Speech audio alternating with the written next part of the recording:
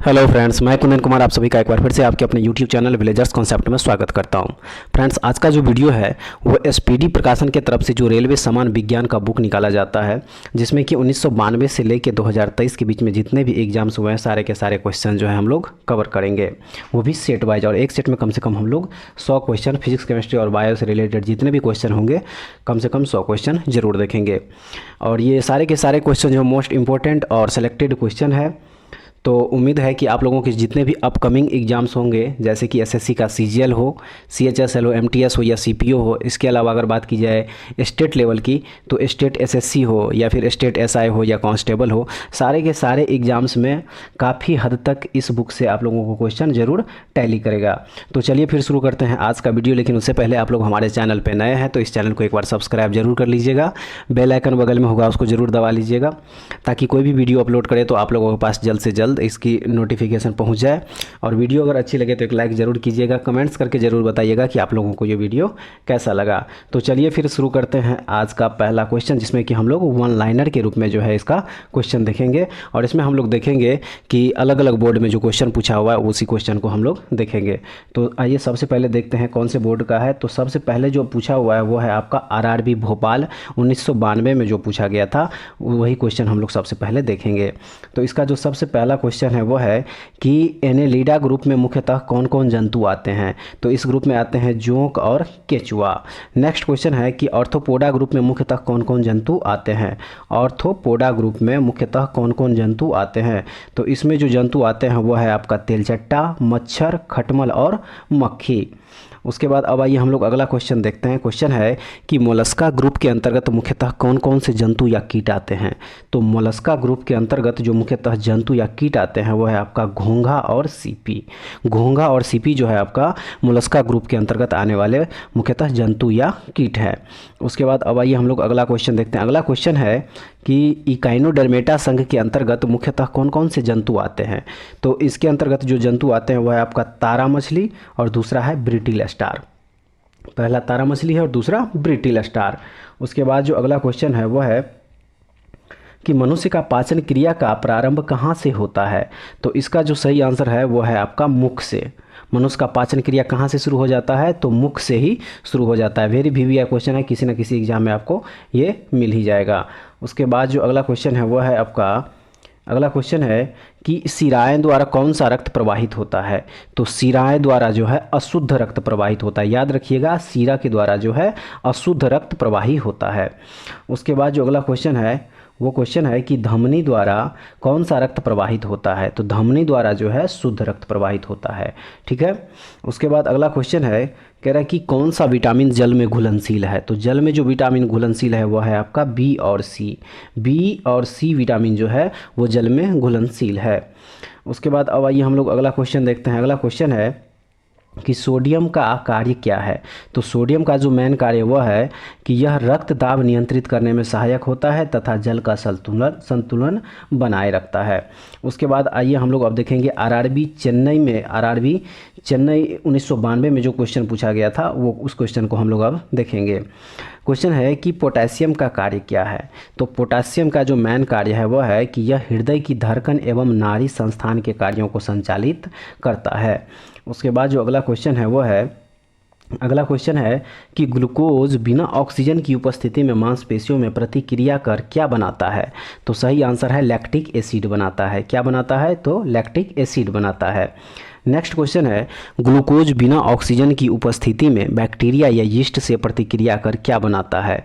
तो सही आंसर है ये इथाइल एल्कोहल बनाता है। क्या बनाता है, इथाइल एल्कोहल बनाता है। उसके बाद जो अगला क्वेश्चन है कि ऑक्सीजन की उपस्थिति में ग्लूकोज की प्रतिक्रिया होती है तो क्या बनता है। ऑक्सीजन की उपस्थिति में ग्लूकोज की प्रतिक्रिया होती है तो क्या बनता है। तो इसका जो सही आंसर है वह है कि कार्बन डाइऑक्साइड और जल का निर्माण होता है। क्या क्या बनता है, तो कार्बन डाइऑक्साइड और जल का निर्माण होता है। उसके बाद जो अगला क्वेश्चन है वह है कि एनेलिडा में उत्सर्जन उसके किस उत्सर्जी अंग द्वारा होता है। एनेलिडा ग्रुप जो है उसका जो उत्सर्जन है वह किस अंग के द्वारा होता है। तो वो अंग का नाम है नेफ्रीडिया। नेफ्रीडिया इसका राइट आंसर हो जाएगा। उसके बाद जो अगला क्वेश्चन है वो है कि मूत्र का पीएच वैल्यू कितना होता है, यानी कि मूत्र का पीएच मान क्या होता है। तो मूत्र का पीएच मान होता है 6। अब आइए अगला क्वेश्चन देखते हैं। अगला क्वेश्चन है कि बहिःस्रावी एवं अंतःस्रावी दोनों प्रकार किस ग्रंथि में होती है। तो इसका जो सही आंसर है वह है आपका अग्नाशय। अग्नाशय यानी कि पैंक्रियाज जो है इस क्वेश्चन का राइट आंसर हो जाएगा अग्नाशय। उसके बाद जो अगला क्वेश्चन है कि पीयूष ग्रंथि या पिट्यूटरी ग्रंथि को किस अन्य नाम से जाना जाता है। तो इसको जाना जाता है मास्टर ग्रंथि के नाम से, मास्टर ग्लैंड के नाम से जो है इसको जाना जाता है। उसके बाद अगला क्वेश्चन है कि स्प्रिंग को अपनी सामान्य लंबाई पर वापस लौटने के लिए लगने वाला बल क्या कहलाता है। तो वो बल है आपका प्रत्यानयन बल, प्रत्यानयन बल कहलाता है। उसके बाद जो अगला क्वेश्चन है वो आरआरबी जम्मू के तरफ से जो 1992 में क्वेश्चन पूछा गया था फिजिक्स केमिस्ट्री और बायो से, उस क्वेश्चन को अब हम लोग देखेंगे। पहला क्वेश्चन है कि पौधों के लिए सबसे अच्छा उर्वरक कौन है। तो सही आंसर है कंपोस्ट। पौधों के लिए सबसे जो अच्छा उर्वरक है वो है आपका कंपोस्ट। नेक्स्ट क्वेश्चन है कि पेट्रोलियम किस प्रकार की चट्टानों में पाया जाता है। तो पेट्रोलियम जो पाया जाता है वह अवसादी चट्टानों में, किस में पाया जाता है, तो अवसादी चट्टानों में पाया जाता है। उसके बाद जो अगला क्वेश्चन है वह है कि गुब्बारों को उड़ाने के लिए काम में लाई जाने वाली गैस कौन है। तो इसका सही आंसर है हीलियम। नेक्स्ट इसका जो सही आंसर हो जाएगा वो हो जाएगा आपका हीलियम इस क्वेश्चन का राइट आंसर हो जाएगा। नेक्स्ट क्वेश्चन है कि डीडीटी का उपयोग किस रूप में किया जाता है। तो इसका उपयोग किया जाता है कीटनाशी के रूप में डीडीटी का उपयोग किया जाता है। अगला क्वेश्चन है कि इथेनॉल के अत्यधिक सेवन से कौन सा अंग प्रभावित होता है। तो सही आंसर है यकृत यानी कि लीवर जो है इथेनॉल के अत्यधिक सेवन से यकृत जो है प्रभावित होता है। उसके बाद जो अगला क्वेश्चन है वह क्वेश्चन है कि सभी अम्लों में अनिवार्य रूप से पाए जाने वाला पदार्थ क्या है। तो इसका जो सही आंसर है वह है आपका हाइड्रोजन जो है सभी पदार्थ में अनिवार्य रूप से पाए जाते हैं। नेक्स्ट क्वेश्चन है आग लगने तथा फैलने की सबसे कम संभावना किस वस्त्र से होती है। सही आंसर है सूती वस्त्र से जो है आग लगने तथा फैलने की सबसे कम संभावना होती है। उसके बाद जो अगला क्वेश्चन है वो है कि लोहे का सबसे महत्वपूर्ण स्रोत कौन सा है। सही आंसर है हरी सब्जियों में जो है सबसे ज़्यादा आयरन की मात्रा पाई जाती है। नेक्स्ट क्वेश्चन है कि गैसोलीन को किसके साथ मिश्रण करके गैसोहॉल बनाया जाता है। तो इथाइल एल्कोहल के साथ मिलकर जो है गैसोहॉल का निर्माण किया जाता है। नेक्स्ट क्वेश्चन है कि तात्कालिक ऊर्जा यानी कि शक्ति के लिए धावकों को कौन सा पदार्थ दिया जाता है। सही आंसर है ग्लूकोज। तात्कालिक ऊर्जा पाने के लिए जो है ग्लूकोज का इस्तेमाल किया जाता है। उसके बाद आइए हम लोग अब देखते हैं आरआरबी अजमेर 1992 में जो पूछा गया क्वेश्चन था उस क्वेश्चन को। पहला क्वेश्चन है कि मानव जाति के लिए ओजोन परत क्यों महत्वपूर्ण है। सही आंसर है पराबैंगनी किरणों को रोकने के लिए एक रक्षा आवरण बनाती है ओजोन परत। नेक्स्ट क्वेश्चन है आंत ज्वर के लिए सामान्यतः उपयोग की जाने वाली औषधि कौन है। आंत ज्वर जिसको कि टाइफाइड बोला जाता है। सही आंसर है क्लोरोमाइसिटिन जो है टाइफाइड में उपयोग की जाने वाली औषधि है। उसके बाद जो अगला क्वेश्चन है वो है कि गैस की लौ की सबसे गर्म हिस्से को क्या कहा जाता है। गैस की लौ की सबसे गर्म हिस्से को क्या कहा जाता है। तो उसे कहा जाता है ज्योतिहीन क्षेत्र। क्या कहा जाता है, ज्योतिहीन क्षेत्र यानी कि नॉन ल्यूमिनोस जोन जो है इसको कहा जाता है। अगला क्वेश्चन है कि सोने का शुद्ध रूप कितने कैरेट का होता है। तो 24 कैरेट जो है सोने का शुद्ध रूप कहलाता है। अगला क्वेश्चन है सिनेवार किसका अयस्क है। तो सिनेवार जो है वो पारा का अयस्क है। अगला क्वेश्चन है कि शरीर के ताप का नियंत्रण किसके द्वारा किया जाता है। सही आंसर है हाइपोथैलेमस के द्वारा जो है शरीर के ताप का नियंत्रण किया जाता है। उसके बाद आइए हम लोग अगला क्वेश्चन देखते हैं। अगला क्वेश्चन है कि लाल अस्थिमज्जा में किसका निर्माण होता है। तो लाल अस्थिमज्जा में लाल रक्त कणिकाओं का निर्माण होता है यानी कि आरबीसी का निर्माण होता है।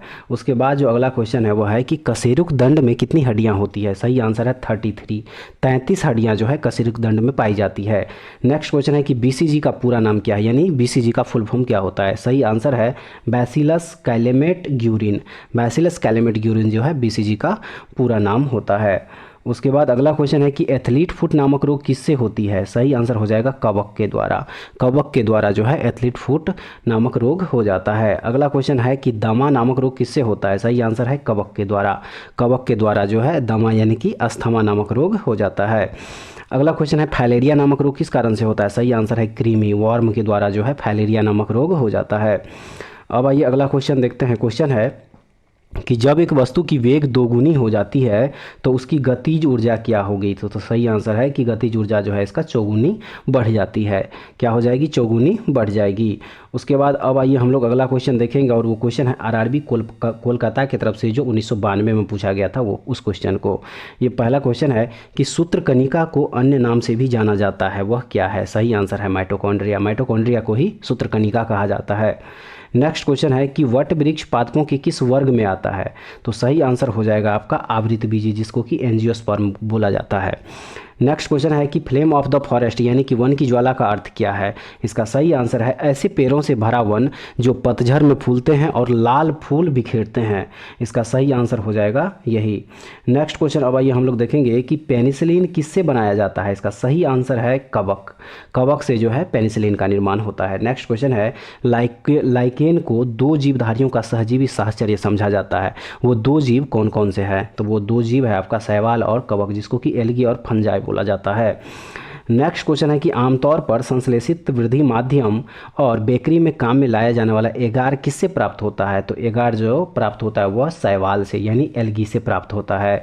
नेक्स्ट क्वेश्चन है कि लौंग किससे प्राप्त होती है? तो लौंग प्राप्त होती है पुष्पकली से। लौंग किससे प्राप्त होती है? तो पुष्पकली से प्राप्त होती है।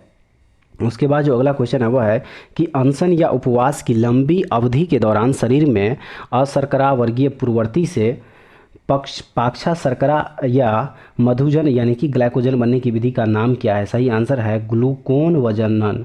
ग्लूकोन वजनन जो है इस क्वेश्चन का सही आंसर हो जाएगा, ग्लूकोन वजनन। अब आइए अगला क्वेश्चन देखते हैं और वो क्वेश्चन है कि सभी जीवधारियों में पाए जाने वाला कौन सा यौगिक है जिसमें भरपूर मात्रा में फास्फोरस पाया जाता है? उसका सही आंसर है न्यूक्लिक अम्ल, न्यूक्लिक एसिड इस क्वेश्चन का राइट आंसर होगा। नेक्स्ट क्वेश्चन है कि भारत में केंद्रीय धान अनुसंधान केंद्र कहाँ है? इसका सही आंसर है कटक में। कटक यानी कि ओडिशा के कटक में जो है केंद्रीय धान अनुसंधान केंद्र है। उसके बाद अब आइए हम लोग देखेंगे आरआरबी चंडीगढ़ के तरफ से जो 1993 में क्वेश्चन पूछा गया था उस क्वेश्चन को। इसका जो पहला क्वेश्चन है वह है कि किस वैज्ञानिक को प्रकाश संश्लेषण पर कार्य करने के लिए नोबेल पुरस्कार मिला था? सही आंसर है मेल्विन कैल्विन। मेल्विन कैल्विन को प्रकाश संश्लेषण पर कार्य करने के लिए नोबेल पुरस्कार मिला था। उसके बाद जो अगला क्वेश्चन है वह है कि किस पदार्थ के संचय से मांसपेशी में थकावट पैदा होती है? तो उसका सही आंसर है लैक्टिक एसिड। लैक्टिक एसिड की वजह से मांसपेशी में थकावट पैदा होती है। नेक्स्ट क्वेश्चन है कि किन रुधिर कोशिकाओं की मदद से रोगों के प्रति प्रतिरोध पैदा होता है? तो इसका जो सही आंसर है वह है लसीकाणु, जिसको कि लिम्फोसाइट बोला जाता है। उसके बाद जो अगला क्वेश्चन हुआ है कि मनुष्य में लाल रुधिर कोशिकाओं के जीवन की अवधि कितनी होती है? तो इसका जो सही आंसर है वह 120 दिन। 120 दिन जो है आरबीसी का जीवन की अवधि होती है। नेक्स्ट क्वेश्चन है कि सीरा रक्त को ऑक्सीकरण के लिए फेफड़ों तक किसके द्वारा ले जाया जाता है? सही आंसर है फुफ्फुस धमनी। फुफ्फुस धमनी इस क्वेश्चन का सही आंसर हो जाएगा। अब आइए हम लोग देखेंगे आरआरबी भुवनेश्वर की तरफ से जो 1993 में क्वेश्चन पूछा गया था उस क्वेश्चन को। तो इसका जो पहला क्वेश्चन है कि कृत्रिम गुर्दा किस सिद्धांत पर कार्य करता है? सही आंसर है अपोहन, जिसको कि डायलिसिस बोला जाता है। डायलिसिस इस क्वेश्चन का राइट आंसर हो जाएगा। उसके बाद जो अगला क्वेश्चन है कि एक व्यक्ति की आंखों का रंग काला, नीला या भूरा उस वर्ण पिगमेंट पर आश्रित है जिसमें पाया जाता है। सही आंसर है परितारिका या आइरिस। उसके बाद जो अगला क्वेश्चन है वह है कि जब आंख में धूल चली जाती है तो कौन सा हिस्सा सूजकर गुलाबी हो जाता है? सही आंसर है इसका नेत्र श्लेष्मला, जिसको कि कंजक्टिवा बोला जाता है। कंजक्टिवा इस क्वेश्चन का राइट आंसर हो जाएगा। अब आइए अगला क्वेश्चन देखते हैं। अगला क्वेश्चन है कि बच्चे के दूध पीते समय स्तनों में दूध का निष्कासन किसकी मदद से होता है? इसका सही आंसर है ऑक्सीटोसिन हार्मोन। ऑक्सीटोसिन हार्मोन जो है इस क्वेश्चन का सही आंसर हो जाएगा। अगला क्वेश्चन है कि निषेचन सामान्यतः कहाँ होता है? सही आंसर है डिंब वाहिनी नली या फैलोपियन ट्यूब भी बोल सकते हैं। उसके बाद जो अगला क्वेश्चन है वह है कि कृत्रिम वीर्य सेचन के उद्देश्य से वृषभ वीर्य को किसमें संचित किया जाता है? तो इसका सही आंसर है द्रव नाइट्रोजन। द्रव नाइट्रोजन इसका राइट आंसर हो जाएगा। अगला क्वेश्चन है कि किस पादप का पुष्प सबसे बड़ा होता है? सही आंसर है रेफ्लेसिया। रेफ्लेसिया पुष्प का पादप सबसे बड़ा होता है। उसके बाद जो है हम लोग देखेंगे अब आरआरबी सिकंदराबाद की तरफ से जो 1993 में क्वेश्चन पूछा गया था उस क्वेश्चन को। इसका जो पहला क्वेश्चन है वह है कि असत्य फल मुख्य रूप से कौन कौन है? सही आंसर है नारियल, कटहल और सेब, ये तीनों के तीनों जो है असत्य फल है। उसके बाद जो अगला क्वेश्चन है वह है कि किसी वृक्ष की आयु कैसे पता चलती है? इसका सही आंसर है वलयों को गिनकर। वलयों को गिनकर जो है वृक्ष की आयु का पता लगाया जाता है। उसके बाद अगला क्वेश्चन है जल संवर्धन, जिसको कि हाइड्रोपोनिक्स कहा जाता है, क्या है? यानी जल संवर्धन क्या है? इसका सही आंसर है कि बिना मिट्टी के पादप लगाना ही हाइड्रोपोनिक्स कहलाता है। उसके बाद जो अगला क्वेश्चन है कि किस वैज्ञानिक को अनुवांशिकी का पिता कहा जाता है? इसका सही आंसर है ग्रेगर मेंडल।